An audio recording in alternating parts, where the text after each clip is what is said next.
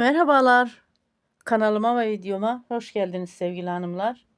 Bugün sizlerle beraber yakadan başlamalı, dikişsiz kolay bir yelek anlatacağım. Yeleğimi örgüye yeni başlayan arkadaşlar da gayet rahatlıkla örecek. Yeleğime kullandığım ipi hemen şöyle sizlere tanıtayım. Ben elimde olan iplerimi kullanıyorum. Siz de elinizde olan ipleri kullanın. Lamia Baby Boom antipilik bir ip arkadaşlar. 100 gramı 250 metre. Renk numarası kol 1212, lot 3 tane 0. 1,5 ipim var elimde, bir bütün bir de yarım ipim var. Şişim 3 numara. Siz dilerseniz 3,5 numara şişle örebilirsiniz, eliniz çok sıkı ise. Benim elim gayet normal. 3 numara şiş, 100 gramı 250 metrelik iplerde ideal. İpimin rengi tatlı bir nar çiçeği. Yalnız kamerada turuncu görünüyor arkadaşlar. Farklı bir renk görünüyor. Şimdi şöyle ipimi kenara alayım. Yeleğimizi çalışmaya başlayalım. Benimle aynı renk, aynı marka çalışmak zorunda değilsiniz. Ben hangi ipin dokusu elime güzel geliyorsa o ipi alıp kullanıyorum. Şimdi yeleğim için şişime 80 ilmek attım. 15 ilmek bir yaka, ilmek ayrımları bu şekilde.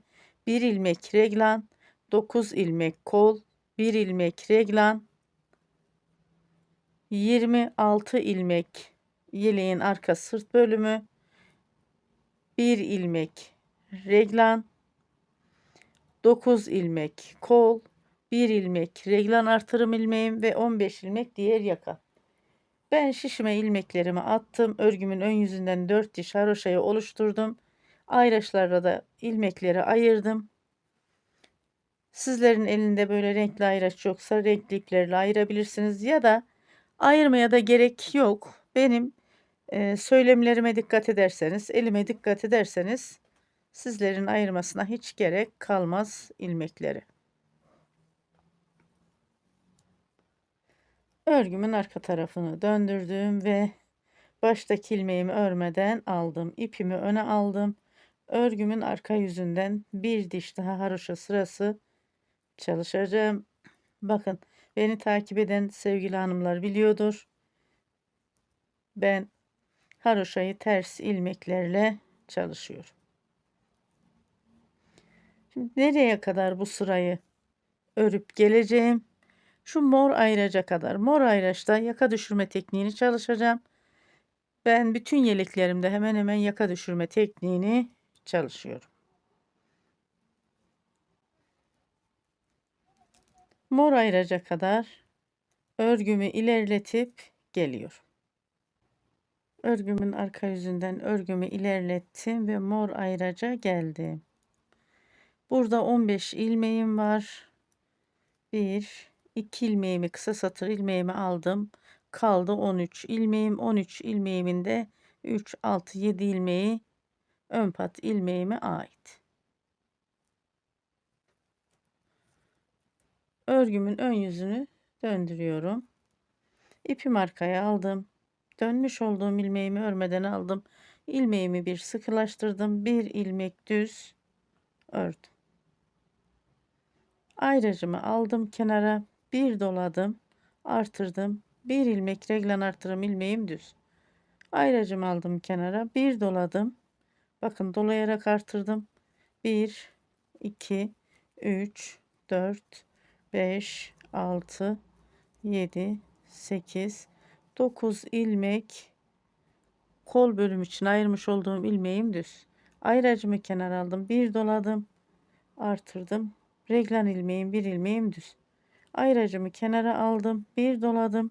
1 2 3 4 5 6 7 8 9 10 11 12 13 14 15 16 17 18 19 20 21 22 23 24, 25, 26 ilmeğim düz. Örgümüzün ön yüzündeyiz. Ayracımı kenara alıyorum. Bir doluyorum. Bir ilmek reglan ilmeğim düz. Bu ayracımı kenara aldım. Bir doladım. 9 ilmek kol bölümü. İçine ayırmış olduğum ilmeğim düz. 1, 2, 3, 4, 5, 6, 7, 8, 9. Ayracımı aldım kenara. Bir doladım. Bir ilmek reglan artırım ilmeğim düz. Ayracımı aldım kenara. Bir doladım. Bir, iki ilmek aldım. 15 ilmekti. 2 ilmek aldım. Burada kaldı 13 ilmeğim. Bu 13 ilmeğin de yine 3, 6, 7 ilmeği ön pat ilmeğime ait. Örgümün arka yüzünü döndürüyorum. Dönmüş olduğum ilmeğimi aldım. İlmeğimi bir sıkılaştırdım. İpim önde. Örgümün arka yüzünden gördüğüm tüm ilmeklerimi ters örüyorum.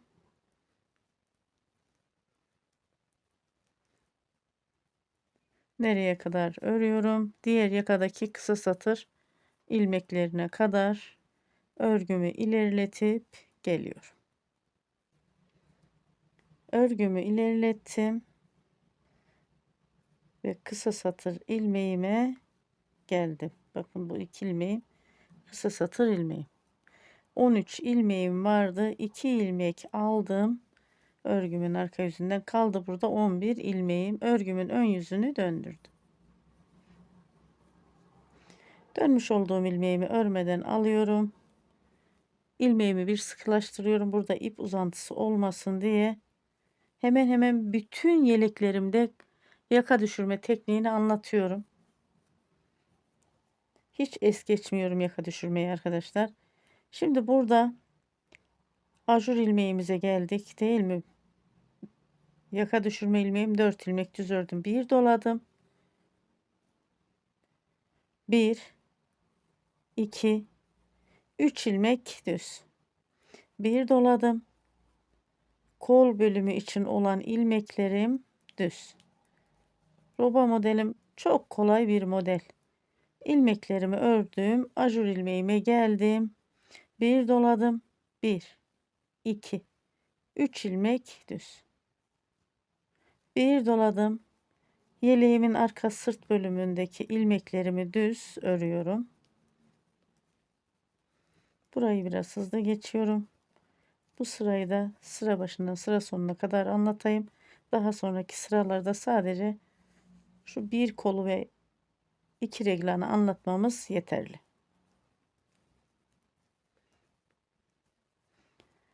Ajur ilmeğine kadar geldim. Yeleğin arka sırt bölümünden bir doladım. 1, 2, 3 ilmek düz bir doladım. Kol bölümü için ayırmış olduğum ilmekleri düz örüyorum. Ajur ilmeğime kadar. Ve ajur ilmeğime geldim. Bir doladım. 1, 2, 3. Reglen artırım ilmeğim hep şu ortadaki bir ilmek sabit ilmeğim. Bir doladım. Reglen artır yaka düşürme tekniğime geldim pardon. Bakın 1, 2. 2 ilmek yaka düşürme tekniğim burada 13 ilmek vardı. 2 ilmek aldım. Kaldı 11 ilmek. Örgümün arka yüzünü döndürüyorum. Örgümün arka yüzünde dönmüş olduğum ilmeğimi aldım. İlmeğimi bir sıkılaştırdım. Hemen yanındaki ilmeklerimi de şöyle biraz sıkı örüyorum ki ip uzantısı olmasın diye. Tüm ilmeklerimi ters örüyorum örgümün arka yüzünden. Diğer yaka düşürme ilmeklerime kadar bütün ilmeklerimi ters örüp geliyorum. İlmeklerimi ters ördüm geldim örgümün arka yüzünden kısa satır ilmeklerime. 11 ilmeğim vardı. 2 ilmek aldım. Burada kaldı bakın 3, 6, 9 ilmeğim. Örgümün ön yüzünü döndürüyorum.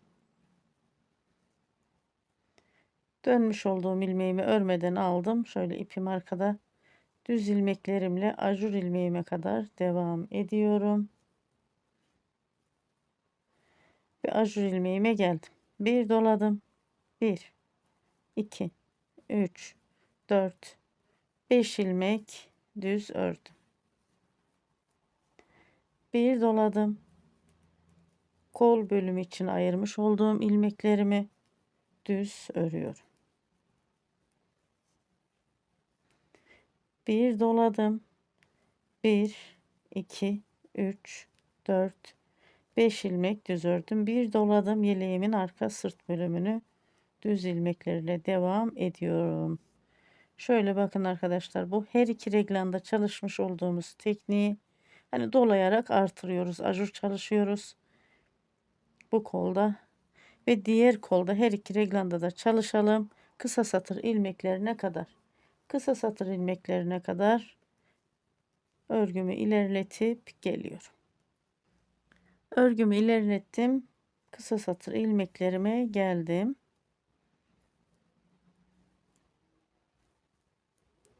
Burada da 2 ilmek aldım.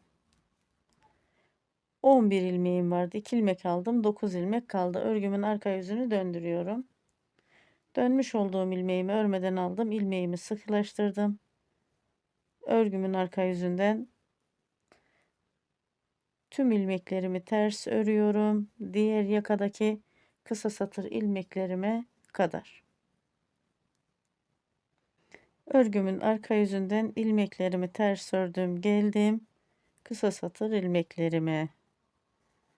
9 ilmeğim vardı. 2 ilmeğimi aldım. 7 ilmek ön pat ilmeğime kaldı burada, bakın. 3 6 7. Örgümün ön yüzünü döndürüyorum.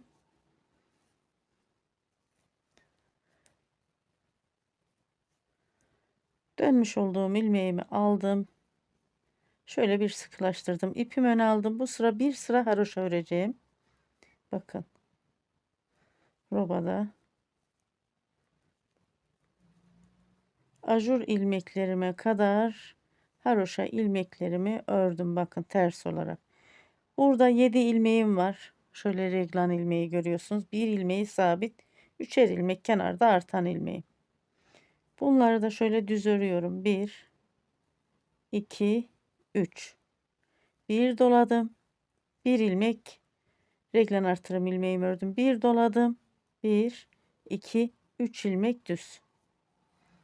Kol bölüm için ayırmış olduğum şu düz ilmeklerimi haroşa örüyorum ters ilmeklerle.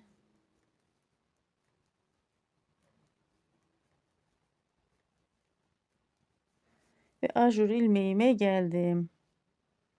3 ilmek düz. 1 2 3. Bir doladım. Bakın, bu bir ilmek reglen artırım ilmeğim düz. Bir doladım. Doladığım ilmeklerim artırdığım ilmeğim. 1 2 3 ilmek düz ördüm. Sonra yeleğin arka sırt bölümü, ipimi öne alıyorum. Tüm ilmeklerimi ajur ilmeğime kadar ters örüyorum yeleğin arka sırt bölümünde ve burayı biraz da hızlı geçiyorum.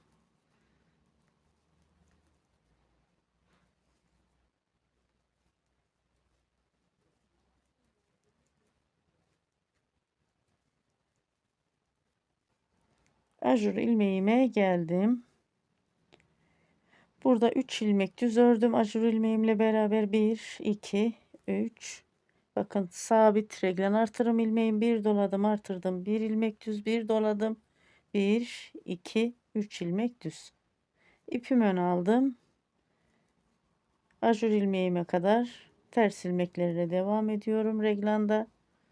Kol bölüm için ayırmış olduğum ilmeklerim ve ajur ilmeğime geldim. 1 2 3 ilmek düz ördüm, bir doladım, bir ilmek düz ördüm, reglen artırma ilmeğim, bir doladım, 1 2 3 ilmek düz.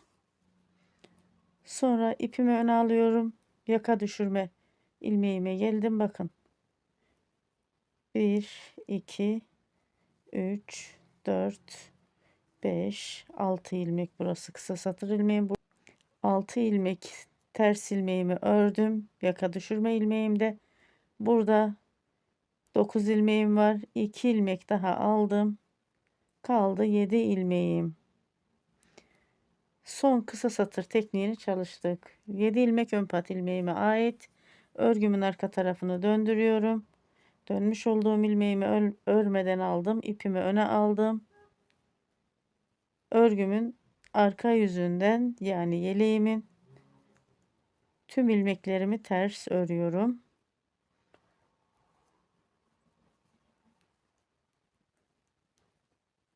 Nereye kadar örüyorum bunu arkadaşlar? Diğer yakadaki 7 ilmek ön pat ilmeğime kadar burada ilik yeri açacağım. Ben ilik yerini haroşayı ters ördüğüm için örgümün arka yüzünden açıyorum. Örgümün arka yüzünden ters ilmeklerle ördüm.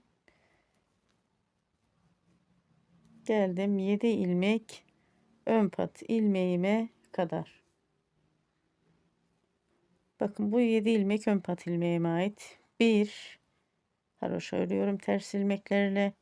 2 3 ilmek ördüm. Burada kaldı 4 ilmek. 1 doladım. En kolay ilik açma yöntemi. 2 ilmeğin içerisinden 1 ilmek aldım, artırdım, eksilttim ve bu 2 ilmeğimi de haroşa ördüm. Örgümün ön yüzünü döndürüyorum. Baştaki ilmeğimi örmeden aldım, ipimi öne aldım. 7 ilmek ön pat ilmeğimi haroşa ördüm. Daha sonra şu ajur ilmeklerime kadar düz ilmeklerle devam ediyorum. Yeleğimin yaka kısmında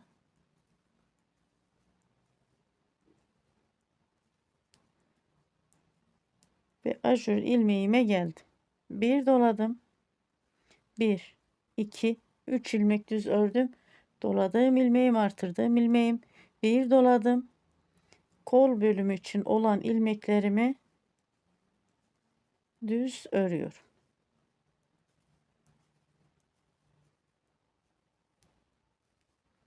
Ve ajur ilmeğime geldim. Diğer reglan ilmeklerime bakın. Bir doladım. 1 2 3 ilmek düz ördüm. Bir doladım. Yeleğin arka sırt bölümündeki ilmeklerimi düz örüyorum. Şimdi bu her iki reglanda çalışmış olduğum tekniği doluyorum, artırıyorum. 3 ilmek düz doluyorum, artırıyorum. İlmeklerimi düz örüyorum. Diğer her iki reglanda çalışıyorum. Sıra sonuna kadar geliyorum. Sıra sonunda da 7 ilmek ön pat ilmeğimi haroşa örüyorum. Örgümün ön yüzünden ördüm. Bakın sıra sonuna geldim. Sıra sonunda 7 ilmek ön pat ilmeğimi haroşa örüyorum.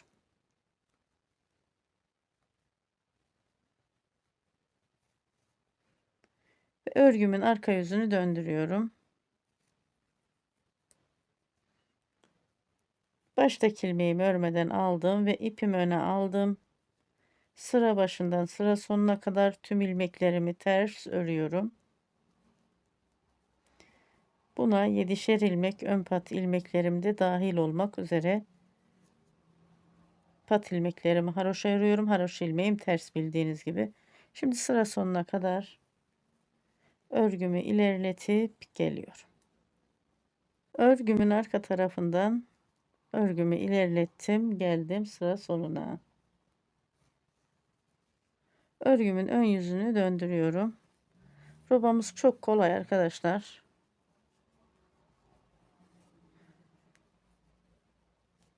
İlk modelde nasıl çalıştıysak ikinci modelde de aynı şekilde çalışıyoruz. Bu modelde çalışalım. Baştaki ilmeğimi örmeden aldım. İpimi ön aldım. 7 ilmek ön pat ilmeğimi haroşa ördüm. Daha sonra ajur ilmeğime kadar düz ilmeklerle devam ediyorum.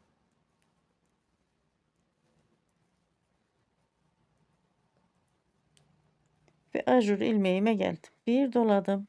1 2 3 4 5 ilmek ördüm düz. Bir doladım. Kol bölümü için olan ilmeklerimi düz örüyorum. Ve ajur ilmeğime geldim.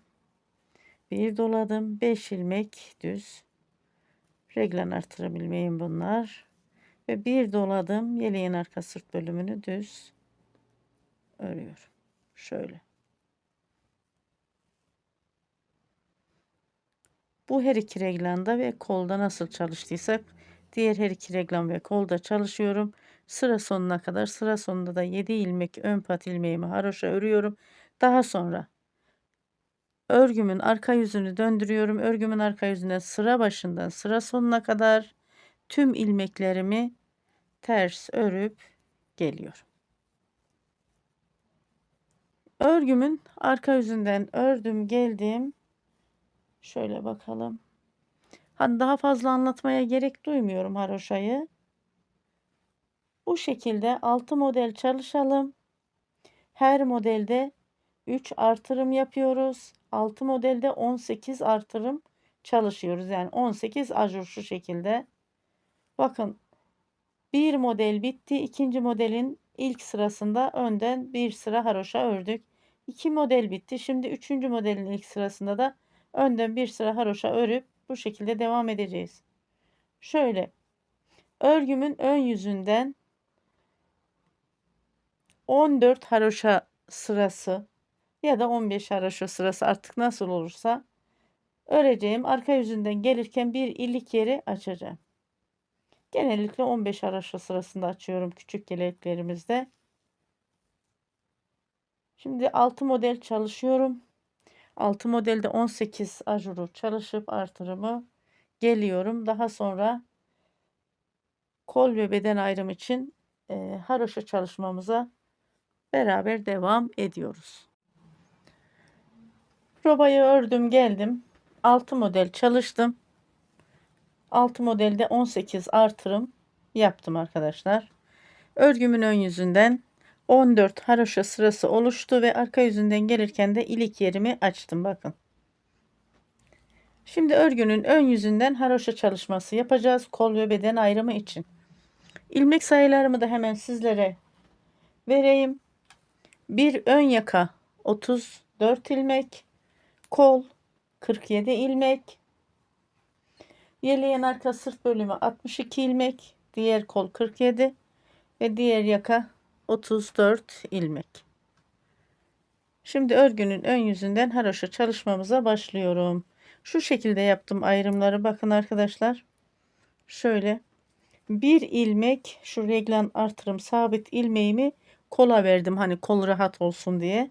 Burada da yine bir ilmek reglan artırım ilmeğimi kola verdim. Bu şekilde çalıştım.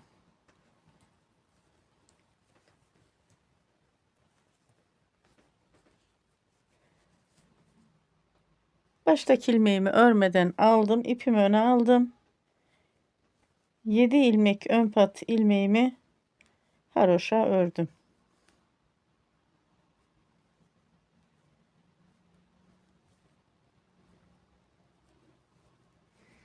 Daha sonra tüm ilmeklerimi haroşa öreceğim. Şu şekilde ayraçlarla da ayırdım. Kol ve beden ayrımı yaparken tekrar ilmek sayma ihtiyacı duymayayım diye.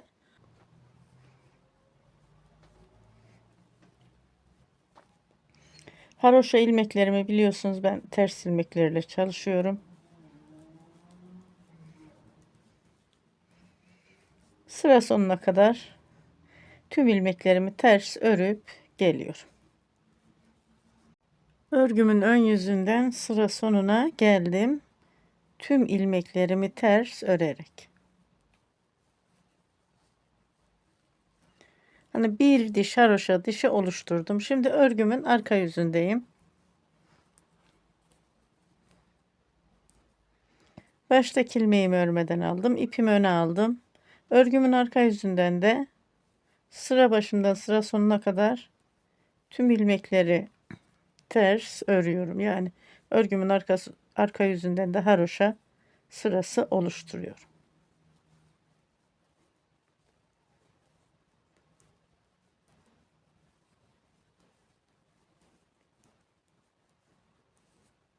Şöyle bakalım.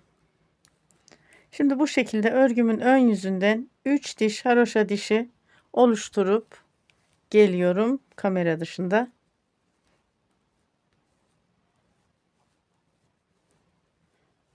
Daha sonra kol ve beden ayrımını, kol altı ilmek artırımını beraber çalışıyoruz.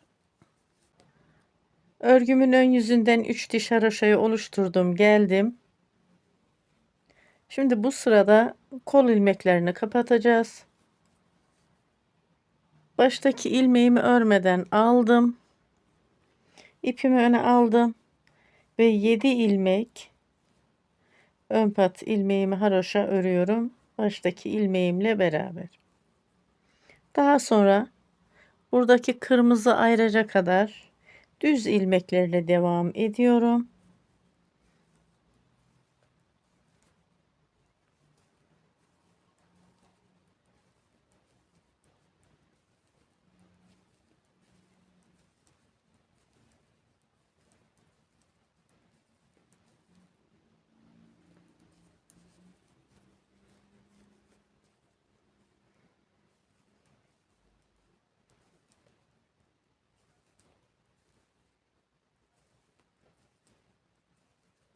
Kırmızı ayraca geldim. Ayracımı şöyle kenara aldım. Kol ilmeklerimi kapatacağım. İpimi öne alıyorum. Haroşa olarak kol ilmeklerini kapatıyorum. Burada bir sıra haroşa elde ediyorum. Şöyle 2 ilmeğin içerisinden bir ilmek aldım. Tekrar bu ilmeğimi diğer şişime taktım. İpim önde. 2 ilmeğin içerisinden bir ilmek. İpim önde. Bu ilmeğimi diğer şişime taktım. 2 ilmeğin içerisinden bir ilmek.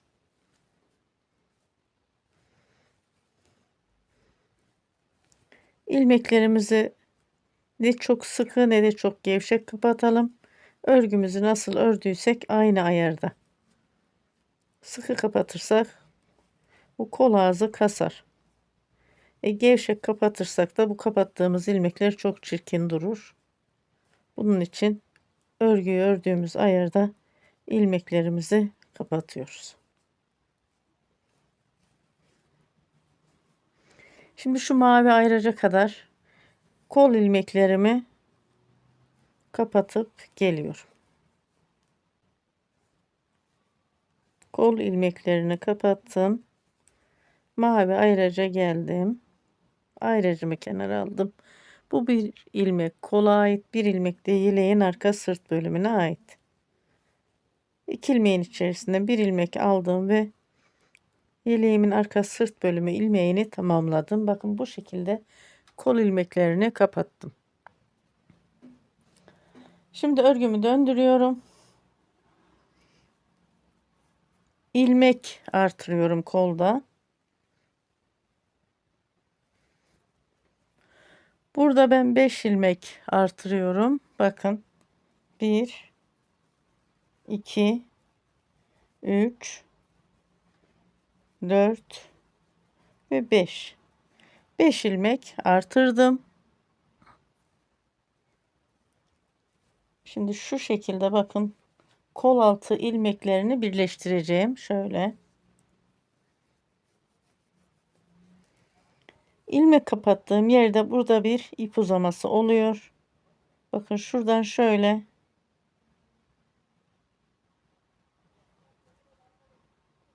bir ilmek alıyorum. Bir ilmek de bu ip uzamasını aldım. Şöyle 2 ilmek. Ve burada bir ilmek de yeleğin ön yakası. Toplamda 3 ilmek ama şu 2 ilmeğim ilmek değil. Bunlar ip uzamasını önlemek için aldığım ilmeğim. Örgümü döndürüyorum. Örgümün ön yüzündeyim. Bakın dönmüş olduğum ilmeğimi örmüyorum. Şöyle ilmeğimi de bir sıklaştırıyorum. İpimi öne alıyorum. Burada kol ilmeklerimi ters ilmeklerle örüyorum. Bu 5 ilmek artırmış olduğum ilmeğimi şöyle 1 2 3 4 ve 5. Daha sonra diğer ilmeklerimi düz ilmeklerle devam ediyorum.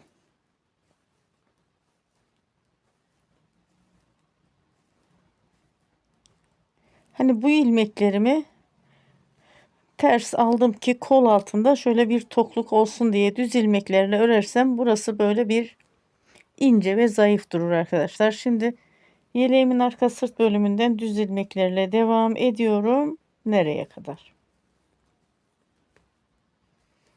Diğer kola kadar. Şöyle bakın. Mavi ayraca kadar geliyorum. Yine mavi ayraçta ters ilmeklerle, haroşa ilmekleriyle kapatıyorum kolu. Tekrar dönüyorum. 5 ilmek artırıyorum. Tekrar dönüyorum. O 5 ilmeği örüyorum. Yeleğimin ön yakada düz ilmek örüyorum. Son 7 ilmek pat ilmeğimi de haroşa örüyorum. Ters ilmeklerle ve sıra sonuna geliyorum. Bu kolda ne çalıştıysak diğer kolda da aynı şekilde çalışacağız. Sıra sonuna geldim. Örgümün ön yüzünden. Hani bu kolda nasıl çalıştıysak ikinci kolda da aynı şekilde çalıştık. Burada size robanın yükseklik ölçüsünü vereyim. Kol ve beden ayrımını yapmadan vermem gerekiyordu ama yine tam şu haroşadan roba yükseklik ölçüsünü sizlere vereyim arkadaşlar. Bakın şöyle tam haroşadan alıyorum. 13 santim. Roba yükseklik ölçümüz 13 santim. İlmek sayılarını da hemen vereyim size. Biliyorsunuz 34 ilmek bir yaka, 47 ilmek kol, yeleğin arka sırt bölümü 62 ilmek, kol 47 ilmek, diğer yaka 34 ilmek idi. Toplamda 224 ilmek elde ettim. Sonra 47 ilmek bir koldan, 47 ilmek de bir koldan eksilttim arkadaşlar. Elimde kalan ilmeğim 130 ilmek. Bakın 130 ilmek kaldı. Kol altlarından 5 ilmek bir kolda artırdım. 5 ilmek de bir kolda. 130 artı 10 140 ilmek elde ettim. Bana bir ilmek lazım model için. O bir ilmeği de örgünün arka yüzünden gelirken artırırım. Örgünün ön yüzündeyim arkadaşlar. Toplamda 141 ilmek yeterli ön pat ilmeklerimle beraber yeleğimin modelinde. Bu püf noktalarını unutmayalım arkadaşlar. İlmek sayılarımı dikkatli dinleyin. Baştaki ilmeğimi örmeden aldım. İpimi öne aldım. Sıra başından sıra sonuna kadar ters ilmeklerle devam ediyorum.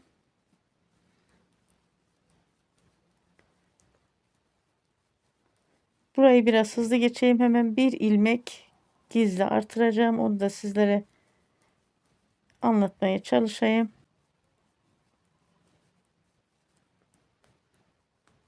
Şimdi örgünün ön yüzünden buradan düz ördüm. Arka yüzünden ters modele bir hazırlık yaptım bu sıralarla.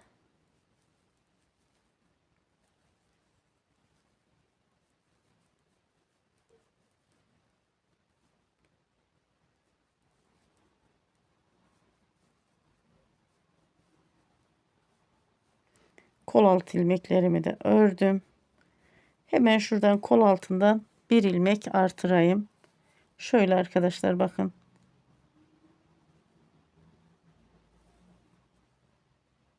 Şuradan ilmeği taktım. Bir ilmek aldım. Bu şekilde gizli artırmamı yaptım. Tam 141 ilmek elde ettim. Şimdi sıra sonuna kadar örgümü ilerletip geliyorum ters ilmeklerle.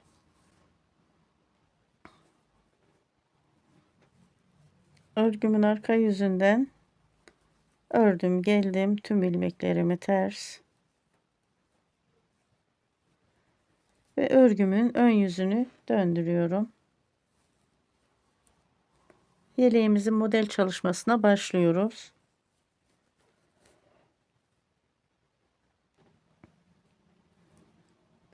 Baştaki ilmeği örmeden aldım. 7 ilmek ön pat ilmeğimi haroşa örüyorum. Baştaki ilmeğimle beraber 2, 4, 5, 6, 7. Haroşa ilmeğimin dibinde bir ilmek düz götüreceğim. Model ve haroşanın karışmaması için bu aradaki düz ilmeğim. Şimdi şu iki ilmeğin yönünü değişiyorum. Şöyle şişim arkadan taktım. Bir ilmek aldım. Modelim 10 artı 10, yani 10 ilmek artı 10 ilmek artı 10 ilmek şeklinde gidiyor. Artı 2 ilmeği de birer ilmek haroşa ilmeklerimin kenarında düz ilmek gitsin diye ekliyorum. Şimdi bu 2 ilmeğin içerisinden bir ilmek aldım. Bir doladım, bir ilmek düz. Tekrar bir doladım. Doladığım ilmeğim artırdığım ilmeğim. İlmeğimin yönü düz geldiği için değiştirmedim. İçerisinden bir ilmek aldım. Şimdi ipimi öne alıyorum. 5 ilmek ters. Haroşa örüyorum. 1, 2, 3, 4, 5. Hani burayı bir model olarak kabul ediyorum. Ana modelimiz ajur olan model, ara modelimiz haroşa olan model. 10 ilmeği bir model olarak kabul edelim. Şu 2 ilmeğimin yönünü değişiyorum. Sizin ilmeğinizin yönü düz geldiyse değişmeyin. Şişimi arkadan taktım. İçerisinden bir ilmek düz aldım. 2 ilmeğin içerisinde. Bir doladım, artırdım. Bir ilmek düz ördüm. Bir doladım ve 2 ilmeğin içerisinden bir düz ilmeğimi aldım. İpimi öne aldım. 1, 2, 3, 4, 5 ilmek haroşa ördüm.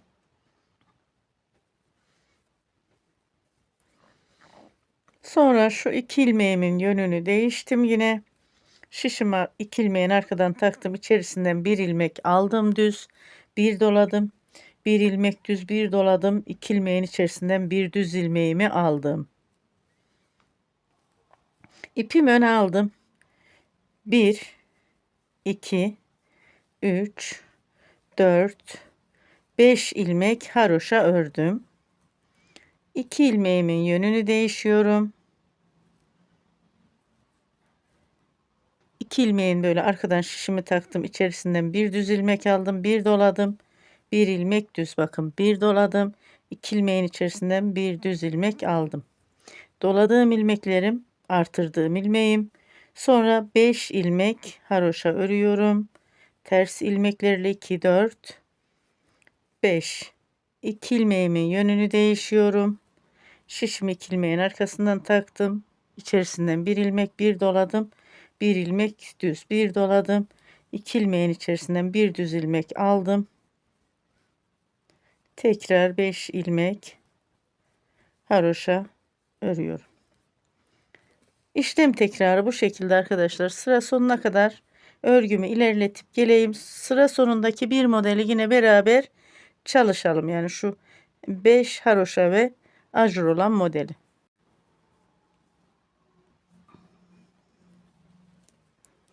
Sıra sonundaki modeli yine beraber çalışalım dedim. Bakın oraya kadar geldim. Burada ajur modeli çalıştım. İpimi öne aldım. 1, 2, 3, 4, 5 ilmek haroşa. Bu 2 ilmeğimin yönünü değişiyorum. Şişim arkadan taktım. İçerisinden bir ilmek aldım. Bir doladım. Bir ilmek düz, bir doladım. 2 ilmeğin içerisinden bir düz ilmeğimi aldım ve 7 ilmek ön pat ilmeğimin dibindeki sabit giden düz ilmeğimi ördüm. Bakın bu sabit gidecek. Daha sonra 7 ilmek ön pat ilmeğimi haroşa ördüm. Örgümün arka tarafını döndürüyorum. Örgümün arka tarafından sıra başından sıra sonuna kadar tüm ilmeklerim ters. Baştaki ilmeğimi örmeden aldım. İpimi öne aldım. 7 ilmek ön pat ilmeğimi haroşa ördüm ve daha sonra gördüğüm tüm ilmekleri ters örüyorum. Bakın ajur ilmeklerim de buna dahil olmak üzere. Yeleğimizin modeli çok kolay. Sadece örgünün ön yüzünden işlem yapıyoruz. Arka yüzünden ilmeklerimizi ters örerek ilerliyoruz. Sıra sonuna kadar örüp geliyorum. Örgümün arka yüzünden tüm ilmekleri ters ördüm, geldim. Ön yüzünü döndürdüm örgümün. Şimdi ön yüzündeyim. Baştaki ilmeğimi örmeden aldım. İpimi öne aldım. 7 ilmek ön pat ilmeğimi haroşa ördüm. Modelde 2 sırayı tamamladım arkadaşlar. Bir sıra ön yüzünden ördüm, bir sıra da arkadan. Haroşa ilmeğimin dibindeki giden sabit bir düz ilmeğimi düz olarak ördüm. Daha sonra 5 ilmek modele ait olan ilmeğim düz. 1, 2, 3, 4, 5. Ve ipimi öne aldım. 5 ilmek haroşa. 1, 2, 3, 4, 5. Sonra 5 ilmek düz, ipim arkada. 1, 2, 3, 4, 5. İpimi öne alıyorum. 5 ilmek ters, yani haroşa. Burada haroşa oluşturuyoruz. Şu şekilde bakın arkadaşlar. Böyle devam ediyor modelimiz. Hani işlem tekrarı, tekrar anlatmaya gerek duymuyorum. Sıra sonundaki şu 5 düz ilmeğe kadar örüp geliyorum. 5 düz ilmeği ve haroşayı yine beraber çalışalım. Sıra sonundaki 5 düz ilmeğimizi yine modele ait düz ilmeği beraber örelim. Çünkü bu 5 ilmek haroşa. 1, 2, 3, 4, 5 ilmek düz ilmeğim modele ait. Bu 1 ilmek düz ilmeğim. Haroşa ilmeğimin dibinde, ön pat ilmeğimin dibinde giden sabit bir düz ilmeğim. Ve daha sonra 7 ilmek ön pat ilmeğimi bakın haroşa örüyorum.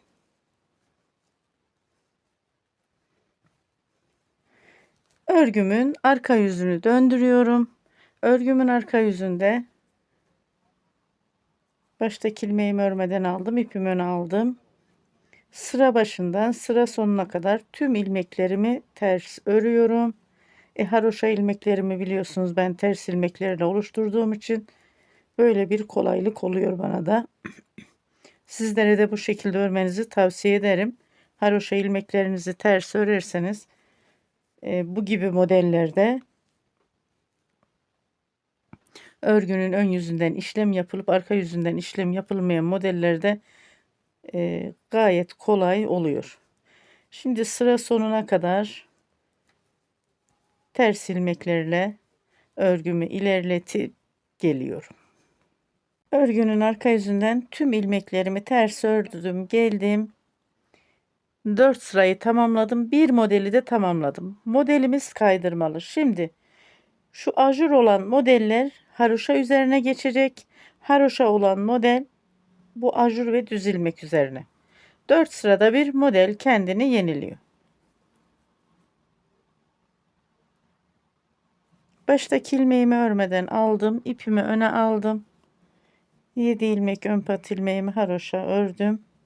Baştaki ilmeğimle beraber. Daha sonra bu bir ilmek sabit düz ilmeğimi düz ördüm. İpimi öne aldım.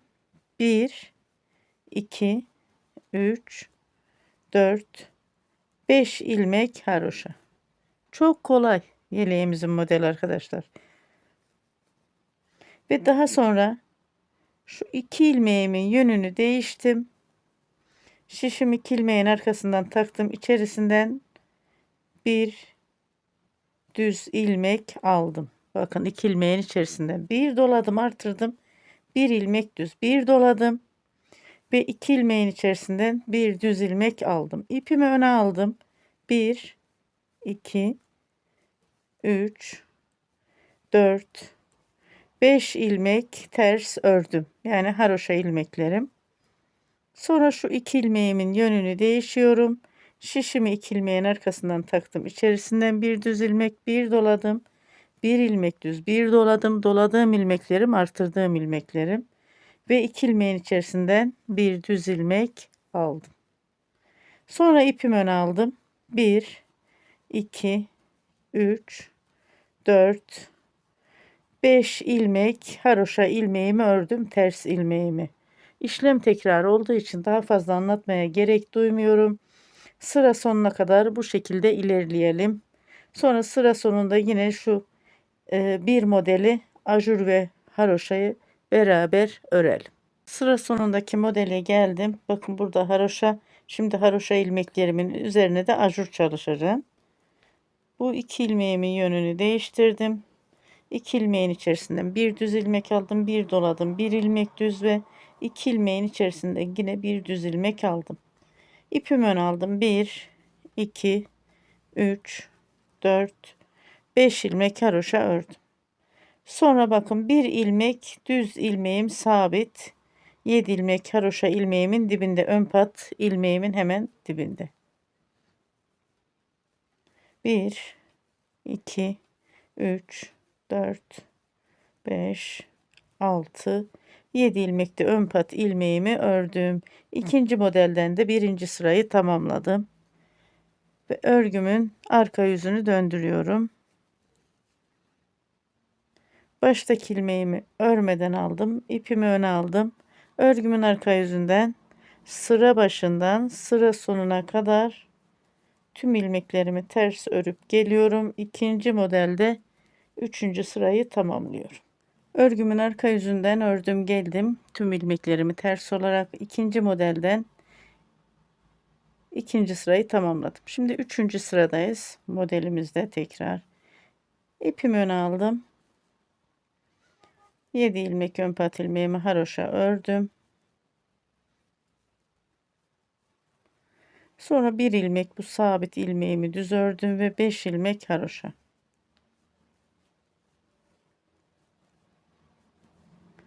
Şimdi bu aradaki bir ilmek düz ilmeğim kendini daha iyi belli etti. Niye? Bakın haroşa gelince ne oldu? Buradaki haroşayla ön pat ilmekteki modeldeki haroşa bu bir ilmek sayesinde kendini belli etti. Model ve ön pat olarak. Şimdi 5 ilmek düz ve 5 ilmek ters ilmeklerle haroşa oluşturuyorum. Ve daha sonra 5 ilmek düz. Sonra ipimi öne alıyorum. 5 ilmek haroşa. Sıra sonuna kadar bu şekilde devam ediyorum. Sıra sonunda yine 5 ilmek haroşa, 1 ilmek aradaki düz ve 7 ilmek ön pat ilmeğim. Sonra örgünün arka tarafından tüm ilmeklerimi ters örüp geliyorum. İkinci modelde de dördüncü sırayı tamam etmiş oluyoruz. Yani iki modeli tamamlıyoruz yeleğimizde. Örgümün arka yüzünden ördüm geldim. Örgümün ön yüzünü döndürdüm. İki modeli tamamladım. Üçüncü modelde nasıl çalışacağız? İlk modelde nasıl çalıştıysak üçüncü modelde aynı şekilde haroşa ilmeğimin dibinde bir ilmek düz, daha sonra ajur ilmeklerim. Sonra düz ilmeğimin üzerine haroşa, haroşanın üzerine ajur ve düz, bu şekilde çalışıyoruz. Modelin mantığını anladık. Daha fazla anlatmaya da gerek duymuyorum. Şöyle yeleğimizin de duruşuna bir bakalım.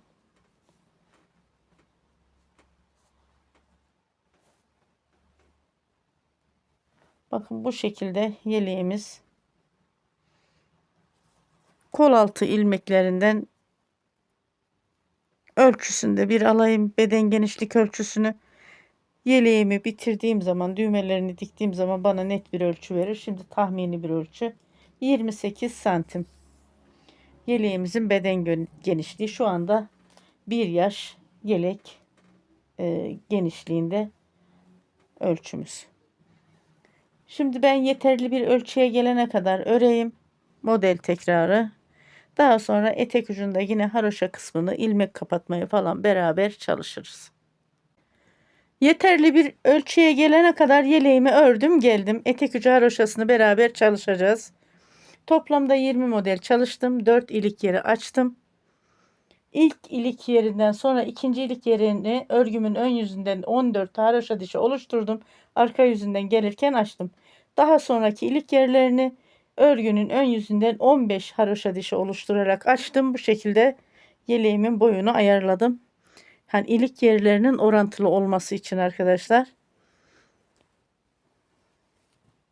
Son model bitiminden sonra örgümün ön yüzünden bir sıra düz, arka yüzünden de bir sıra ters öreceğim. Arka yüzünden gelirken de son ilik yerini açacağım. Baştaki ilmeğimi örmeden aldım ve ipimi öne aldım. 7 ilmek ön pat ilmeğimi haroşa ördüm. Ve daha sonra gördüğüm tüm ilmekleri düz örüyorum. Haroşa ilmeklerimi ters örüyorum biliyorsunuz. Sıra sonundaki 7 ilmek ön pat ilmeğime kadar bütün ilmeklerimi düz örerek örgümü ilerletiyorum.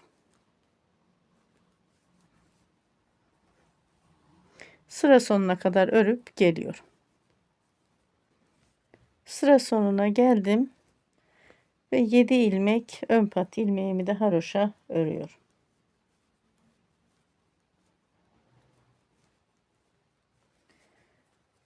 Örgümün arka yüzünü döndürüyorum. Örgümün arka yüzünden sıra başından sıra sonuna kadar tüm ilmeklerimi ters örüyorum. Haroşa ilmeklerimi ters ördüğüm için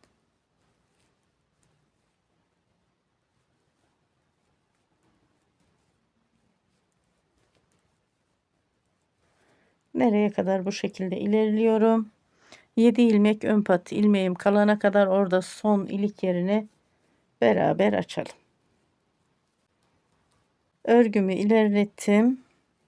7 ilmek ön pat ilmeğime geldim. Şöyle 1 2 3 ilmek ördüm. Bir doladım, artırdım. 4. ve 5. ilmeğin içerisinden eksilttim. İlik yerimi açtım. Son 2 ilmeğimi de haroşa ördüm. Örgümün ön yüzündeyim. Şimdi modelimiz toplayan bir model değil. Haroşa. Aralar görüyorsunuz. Normal açıyor model, güzel. Bunun için hiç eksiltme yapmıyorum. Bazı toplayan modellerde etek ucunda haroşa çalıştığım zaman yelek boyunca 3 ilmek ya da 4 ilmek eksiltiyordum. Bu da eksiltmeye çalışmıyorum. Baştaki ilmeğimi örmeden aldım. İpimi öne aldım. 7 ilmek ön pat ilmeğimi haroşa ördüm. Bakın son ilik yeri açıldı.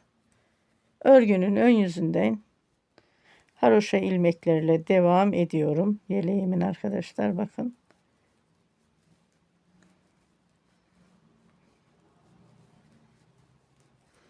Örgümün ön yüzünden bir sıra düz, model bittikten sonra arka yüzünden de bir sıra ters ördüm geldim ya.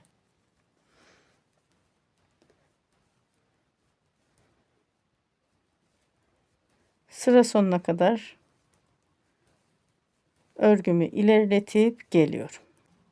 Sıra sonuna geldim. Örgümün ön yüzünden bir sıra haroşa sırası oluşturdum. Örgümün ön yüzünden 4 diş haroşa sırasını ördüm geldim. Şöyle bakın. İlmeklerimizi kapatalım beraber şimdi. İpimi öne aldım. Şöyle bakın, 2 ilmeğin içerisinden bir ilmek aldım. Bu ilmeğimi diğer şişime taktım. 2 ilmeğin içerisinden bir ilmek aldım. İlmeklerimi ters olarak kapatıyorum. Burada bir sıra daha haroşa sırası elde etmiş oluyorum. Siz dilerseniz düz ilmeklerle de kapatabilirsiniz.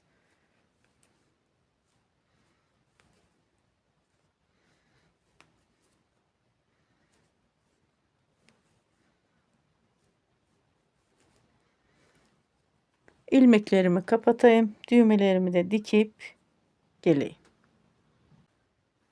İlmeklerimi kapattım. Düğmelerimi diktim, geldim. Yeleğime ne kadar ip gitti? Hemen onu sizlere söyleyeyim. Video başındaki görselde bir bütün, bir de üzerinden biraz ördüğüm bir ip vardı. Bütün ipim bitti. Üzerinden biraz ördüğüm ipimden de bu kaldı. Yani 1,5 ip gitti. Şimdi dilerseniz sizlerle beraber yeleğimin beden genişlik ve boy ölçüsünü alalım. Kol altından alıyorum. 28 santim yeleğin beden genişliği. Boy ölçüsünü de alalım. Arka enseden basen üstüne ölçümüzü alacağız. Enseden basen üstü yani etek ucu 36 santim. Yeleğim tam bir yaş için uygun. Tabi ben yine her zamanki gibi 2 santim uzun yaptım. Normalde 34 santim bir yaş yeleğe yeterli.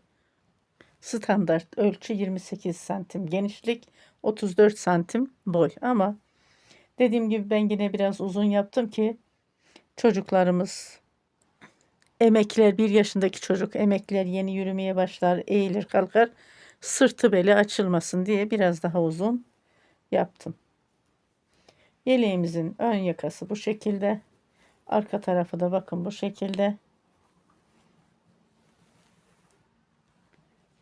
Bir dahaki videolarımızda, bir dahaki projelerimizde buluşmak üzere diyorum. Hoşça kalın. Allah'a emanet olun.